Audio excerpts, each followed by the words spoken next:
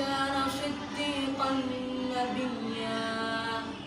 إذ قال لأبيه يا أبت لم تعبد ما لا يسمع ولا يبصر ولا يغني عنك شيئا يا أبت إني قد جاءني من العلم ما لم يأتك فاتبعني أهدك صراطا سويا يا أبت لا تعبد الشيطان إن الشيطان كان للرحمن عصيا يا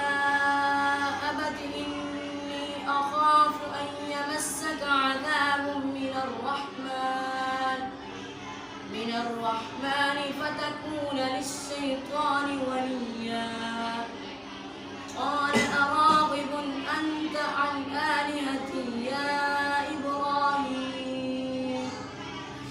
لئن لم تنته لأرجمنك واهجرني مليا قال سلام عليك سأستغفر لك ربي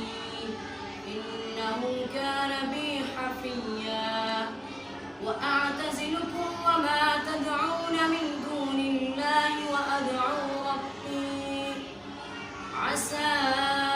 ألا أكون بدعاء ربي شقيا فلما اعتزلهم وما يعبدون من دون الله وهبنا له إسحاق ويعقوب وكلا جعلنا نبيا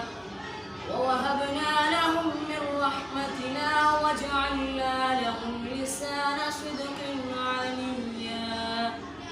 صدق الله